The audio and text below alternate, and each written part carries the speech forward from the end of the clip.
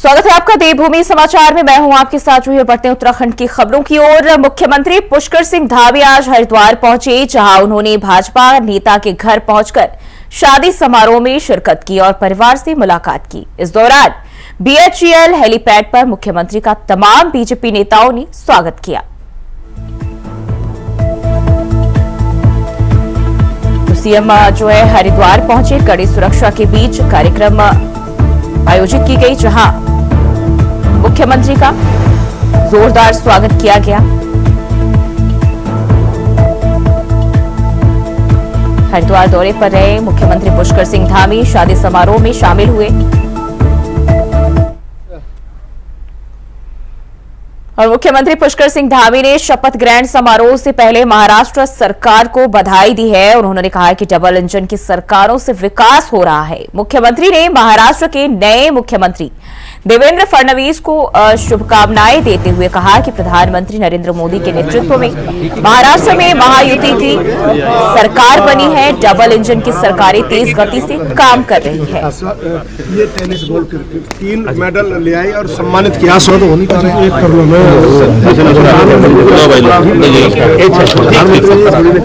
महाराष्ट्र में आदरणीय प्रधानमंत्री श्री नरेंद्र मोदी जी के नेतृत्व में महायुति की सरकार बनी है। वो सरकार विकास को आगे बढ़ाएगी, महाराष्ट्र को आगे बढ़ाएगी और जो डबल इंजन की पूरे देश के अंदर सरकारें चल रही हैं, वहाँ तेज गति से विकास आगे बढ़ा है और इसी प्रकार महाराष्ट्र में भी अनवरत रूप से विकास आगे बढ़ेगा। सभी ने मिलकर श्री देवेंद्र फडणवीस जी को वहाँ के नेता के रूप में उनका चयन हुआ है। माननीय प्रधानमंत्री मोदी जी के मार्गदर्शन में देवेंद्र फडणवीस जी महाराष्ट्र के सर्वांगीण विकास के लिए काम करेंगे। मेरी बहुत शुभकामनाएं। उत्तराखंड में नगर निकायों की तरह त्रिस्तरीय पंचायतों में, जिसमें से हरिद्वार को छोड़कर कार्यकाल खत्म होने के बाद प्रशासक तैनात कर दिए गए हैं। पंचायती राज सचिव की ओर से जारी आदेशों में ग्राम और क्षेत्र पंचायत में अधिकारियों को प्रशासक बनाया गया। तो वहीं जिला पंचायतों में निवर्तमान जिला पंचायत अध्यक्षों को प्रशासक की जिम्मेदारी दी गई है, जिसको देखते हुए पंचायती राज सचिव ने प्रशासक नियुक्त की व्यवस्था की स्टडी करने का आदेश दिया है। स्टडी के अनुसार कार्रवाई किए जाने को लेकर कमेटी भी गठित कर दी गई है। कमेटी के गठन के बाद इसको लेकर पंचायत प्रतिनिधियों का सीएम आवास गूंज टल गया है।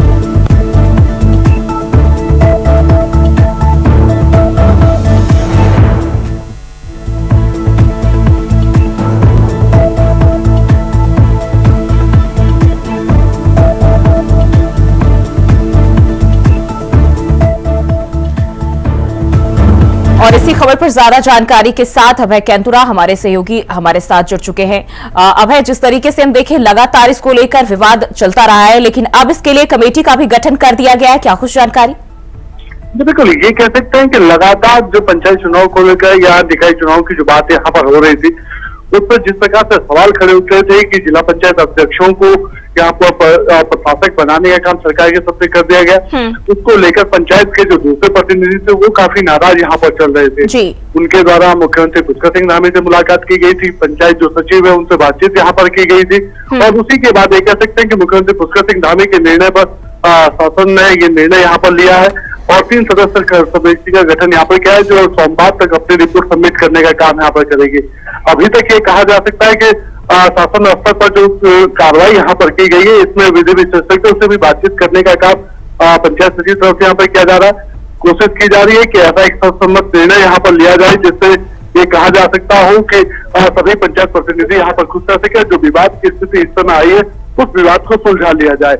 लेकिन जिस प्रकार से पंचायत प्रतिनिधियों में आक्रोश देखने को मिल रहा है, तो उससे काफी लोग अभी भी नाराज हैं और सरकार से मांग कर रहे हैं कि जो जिला पंचायत अध्यक्षों को प्रशासक बनाया, उसके आधार पर ही क्षेत्र पंचायतों में भी ब्लॉक प्रमुख और ग्राम पंचायतों में जो ग्राम प्रधान है उसको ये अधिकार यहाँ पर दिया जाए। बिल्कुल अभय, हम देखें तो पहले से इसमें हो रहे देरी को लेकर भी तमाम तरह की जो समस्याएं हैं, जो विरोधाभास कह ले कि वो सामने आ रही थी और अब जब खुद मुख्यमंत्री ने संज्ञान लिया है और इसको लेकर जो है अब कमेटी भी गठित की गई है, 9 दिसंबर तक का वक्त बताया गया। क्या लगता है क्या इस समय तक जो ये रिपोर्ट है वो तैयार की जा सकती है, अभी और लेट होगा?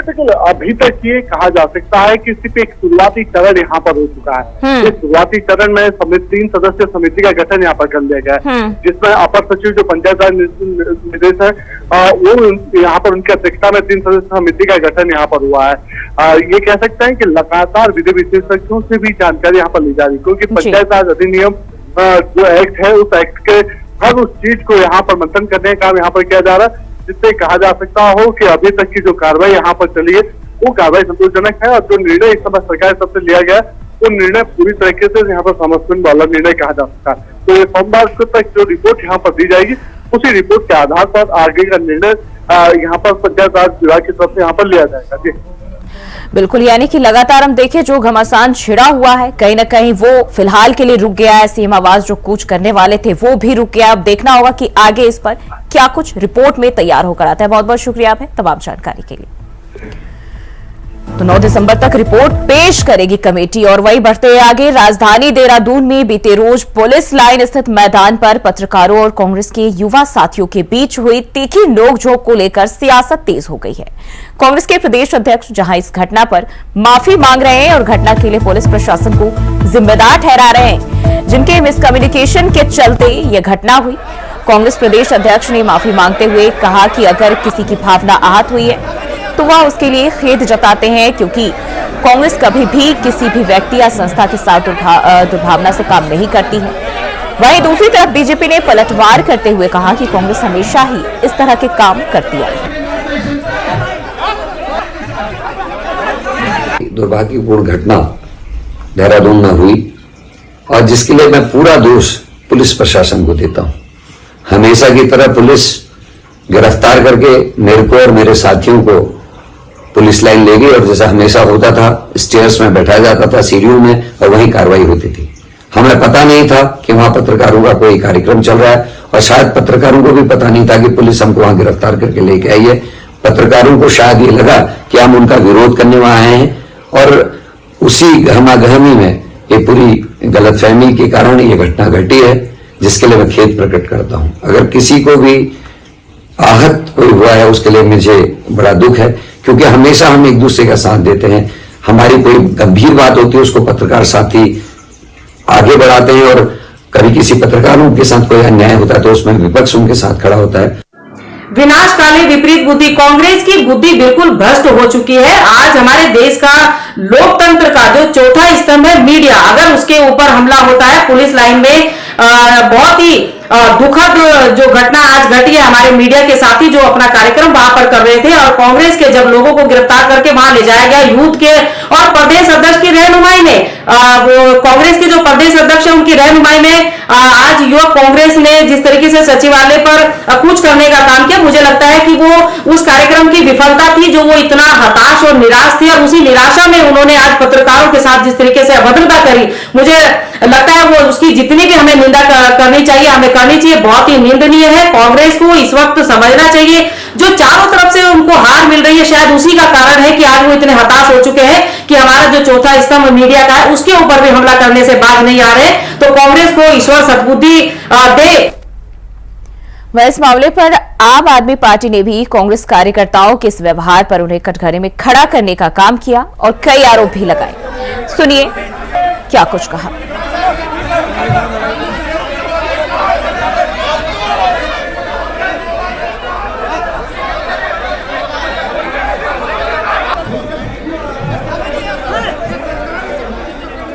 जो घटना पुलिस लाइन में घटित हुई वो घटना बेहद दुख की बात है और राजनीतिक परिवेश से अगर देखा जाए तो इस प्रकार के कृत्यों का, इस प्रकार की घटनाओं का कड़ा विरोध किया जाना चाहिए। लोकतंत्र देश में हम रहते हैं और लोकतांत्रिक देश का एक संविधान है। धरने प्रदर्शन करने के भी अपने नियम हैं। निश्चित तौर पर जो कल घटना घटित हुई और जिस प्रकार से इस पूरी घटना में पुलिस प्रशासन और एलआईयू की नाकामी सामने आई है वो बेहद चिंताजनक है, अफसोसजनक है और उत्तराखंड प्रदेश के लिए दुख की बात भी है। साथ ही कांग्रेस के सदस्यों द्वारा जिस प्रकार का व्यवहार किया गया और जो व्यवहार सामने आया वो भी बेहद चिंताजनक है और उसकी कड़े शब्दों में निंदा भी की जानी चाहिए। बीजेपी के राज्यसभा सांसद नरेश बंसल ने सदन में स्पेशल सेशन के तहत निजी अस्पतालों और डॉक्टरों के महंगे इलाज का मुद्दा उठाया और उन्होंने सरकार से निजी अस्पतालों में इलाज के लिए राशि तय करने की मांग की है। राज्यसभा सांसद नरेश बंसल ने कहा कि निजी क्षेत्र के अस्पतालों में इलाज की दरों में बहुत फर्क है और इसके लिए कोई नियम अभी तक नहीं बने हैं, इसलिए उनकी सरकार से मांग की है कि मरीजों को बेहतर उपचार की सुविधा मिल सके और इलाज की सही व्यवस्था की जाए।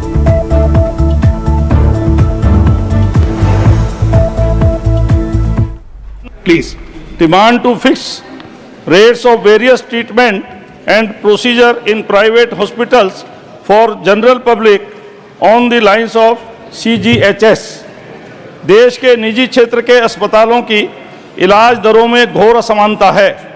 निजी अस्पतालों में महंगे इलाज के एवज में बीमार व्यक्ति को भारी भरकम बिल चुकाना पड़ता है, जिससे उसकी आर्थिक स्थिति खराब हो जाती है। इसका एक मुख्य कारण निजी अस्पताल की दरों में कोई नियंत्रण न होना है। निजी अस्पताल मरीजों से इलाज के एवज में मनमाने तरीके से धनराशि वसूलते हैं, इसकी कोई पॉलिसी नहीं है। पॉलिसी के अभाव में जनता इलाज के लिए मनमानी राशि देने हेतु बाध्य है। प्रधानमंत्री जन आरोग्य योजना एवं आयुष्मान योजना इसमें मील का पत्थर साबित हुआ है, जिसने गरीबों को अच्छा इलाज और राहत दी है। महोदय, मैं सरकार के संज्ञान में लाना चाहता हूं कि देश में संचालित मेडिक्लेम कंपनियां अपने पॉलिसी होल्डर को सस्ती दरों में इन्हीं निजी अस्पतालों में इलाज कराने के लिए समझौता करती हैं, जिनकी दर काफ़ी कम है। इसी प्रकार CGHS की दर भी है। जब छोटी छोटी मेडिक्लेम कंपनियां निजी अस्पतालों से समझौता करके सस्ती दरों पर इलाज करा सकती हैं, तो सरकार क्यों निजी अस्पतालों के लिए दर तय नहीं करती, जिसके आधार पर जनता सस्ती दरों पर इलाज करा सके। महोदय, सरकार से मेरी मांग है कि निजी अस्पतालों में इलाज हेतु सभी चीज़ों की दर तय की जाए, जिसके आधार पर आम नागरिक निजी अस्पतालों से सस्ती दरों पर इलाज करा सके। और बारिश ना होने की वजह से प्रदेश में सूखे ठंड के साथ ही प्रदूषण का लगातार बढ़ता ग्राफ आम जनता के लिए परेशानी का सबब बनता जा रहा है, जिससे सांस संबंधित समस्याओं के साथ ही सर्दी जुकाम के मामले भी लगातार बढ़ते जा रहे हैं। खासकर मैदानी इलाकों सहित राजधानी में पिछले कई दिनों से अस्पतालों में मरीजों की लगातार भीड़ देखने को मिल रही है। हालांकि अस्पतालों में मरीजों को उचित इलाज मिल सके, इसको लेकर मुख्य चिकित्सा अधिकारी संजय जैन ने सभी अस्पतालों को निर्देश दिए हैं और इस दौरान मरीजों के लिए उचित व्यवस्थाएं सुनिश्चित हो। इसके साथ ही संजय जैन ने लोगों से भी अपील की है कि अपने स्वास्थ्य के प्रति खास सावधानी बरतें, खासकर इन सब दिनों में जब बदलते मौसम के साथ ही प्रदूषण की समस्या भी लगातार बढ़ती जा रही है।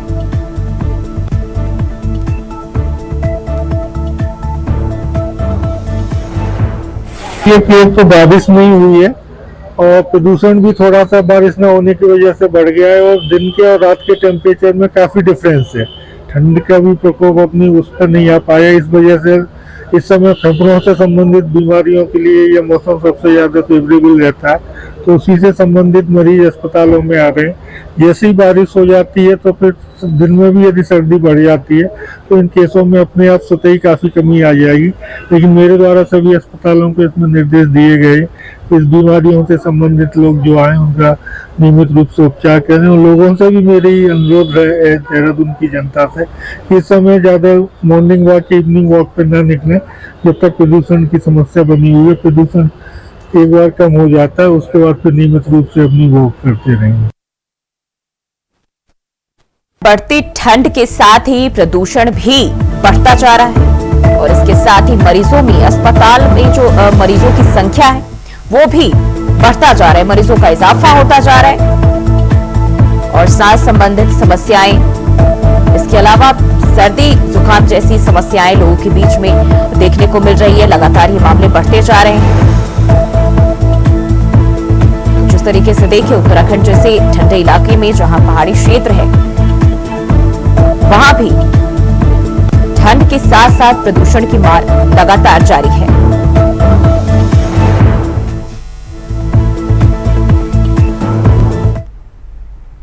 बढ़ते आगे खबर उत्तराखंड से देहरादून से है, जहां सशक्त भू कानून पर जनता की राय जानने के लिए उप जिलाधिकारी देवेंद्र सिंह नेगी ने बैठक का आयोजन किया।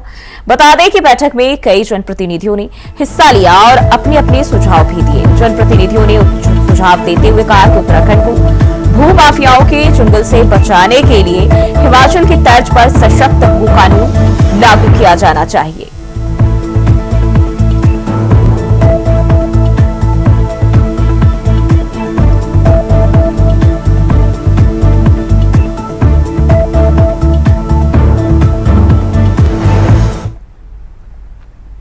और खबर डोईवाला से है, जहां गांव के लोगों के लिए हाथी मुसीबत का सबब बना हुआ है। बता दें कि जंगलों से रोजाना कई हाथी निकलकर ग्रामीणों के खेतों में पहुंचकर खेती को बर्बाद कर रहे हैं और कई बार यह हाथी घर की दीवार को तोड़कर घर के अंदर भी घुस जाते हैं और घर के सामान को तहस नहस कर देते हैं। वहीं से लेकर गांव वालों ने कई बार वन विभाग को बताया, लेकिन सुरक्षा के कोई उपाय नहीं किए गए। लोगों के लिए यह हाथी परेशानी बनते जा रहे हैं।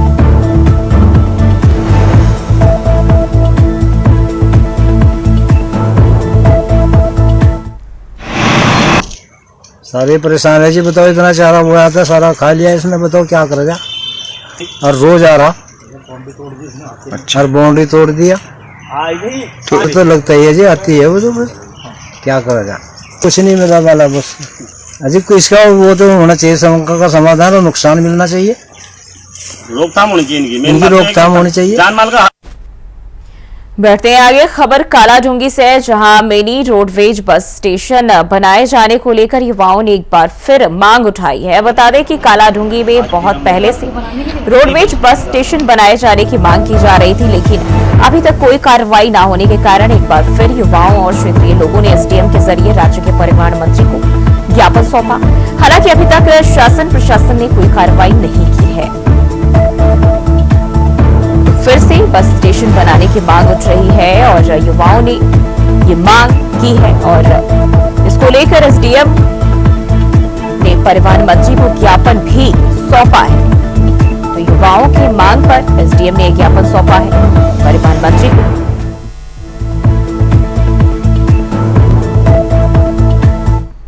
हमने एसडीएम महोदय के माध्यम से माननीय मुख्यमंत्री जी को कालाढूंगी में मिनी बस स्टैंड बनाने के लिए ज्ञापन दिया है, क्योंकि कालाढूंगी की जनता बहुत परेशान है। रात्रि में दिन में यहाँ आने जाने की सुविधा नहीं है और साथ ही कालाढूंगी क्षेत्र से 60 से 70 ग्रामीण क्षेत्र और ग्राम पंचायत जुड़ी हुई हैं, जिनका मुख्य मार्ग कालाढूंगी है। और गत 2 वर्ष पहले भी माननीय परिवहन मंत्री स्वर्गीय चंदन रामदास जी को इस संबंध में हमने अवगत कराया ज्ञापन के रूप में, तो उन्होंने हमें आश्वासन दिया था कि जल्दी हम इस पर कार्य करेंगे। तो किसी कारणवश उनका देहांत हो गया, तो वो फाइल नहीं आगे बढ़ पाई। तो आज हमने एसडीएम महोदय के माध्यम से माननीय मुख्यमंत्री जी को इस क्षेत्र मतलब इस कार्य की ओर हमने थोड़ा प्रकाश डालने के लिए उनसे निवेदन किया है और उनसे हम निवेदन करते हैं कि इस कार्य को आप देखें और कराएं। मेरे पास आई थी, इनके द्वारा ये कहा गया है कि यहाँ पे मिनी बस स्टैंड कालाढूंगी में बनना चाहिए। उन्होंने मुझे एक जगह सजेस्ट करी कि हुरकिया चौड़, मैं इसको दिखवा लेती हूँ। अगर वहाँ पे कोई लैंड का इशू ना हो तो हम लोग उसमें प्रपोजल बनवाएंगे, अगर फॉरेस्ट का होगा तो उसी अनुसार हम लोग इसमें कार्रवाई करेंगे आगे। और बढ़ते आगे देहरादून से खबर सामने आ रही है, बीजेपी ने निकाय को लेकर चुनाव प्रभारियों की नियुक्ति कर दी है। सभी 11 नगर निगम समेत नगर पालिका और नगर पंचायत में पार्टी के वरिष्ठ नेताओं को जिम्मेदारी दी गई है। देहरादून में कुलदीप कुमार, ऋषिकेश में दान सिंह रावत, हरिद्वार में ज्योति प्रसाद कैरोला, रुड़की में राममोहन अग्रवाल, कोटौर में राकेश गिरी, श्रीनगर में रमेश गड़िया, पिथौरागढ़ में गोविंद बिलखवाल और वहीं अल्मोड़ा में प्रदीप बिष्ट, रुद्रपुर में दीपक मेहरा, अखबारी में मनोज पाल, काशीपुर में तरुण बंसल निगम चुनाव प्रभारी की भूमिका का निर्वहन करेंगे। इसी तरह 45 नगर पालिका और 46 नगर पंचायत में होने वाले निकाय चुनाव को लेकर भी पार्टी नेताओं को जिम्मेदारी दी गई है। तो निकाय को लेकर बीजेपी पूरी तरह से तैयार है और प्रभारियों की नियुक्ति भी कर दी गई है और जल्द ही निकाय चुनाव संपन्न कराए जा सकते हैं और इसी के तहत ये नियुक्ति की गई है।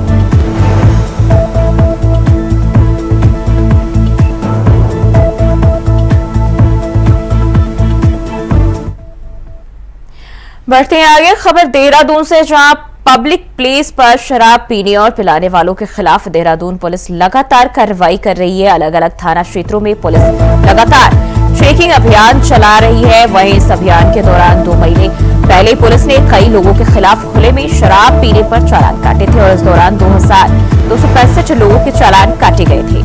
साथ ही 145 वाहनों को सीज भी किया गया था।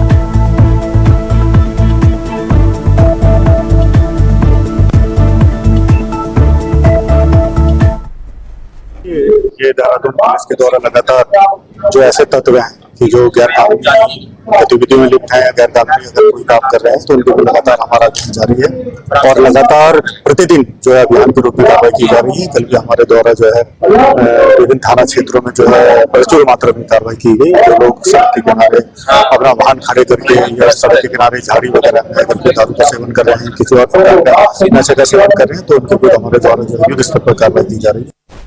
और देवभूमि समाचार में फिलहाल के लिए बस इतना ही। खबरों के लिए बने रहे इंडिया वॉइस के साथ।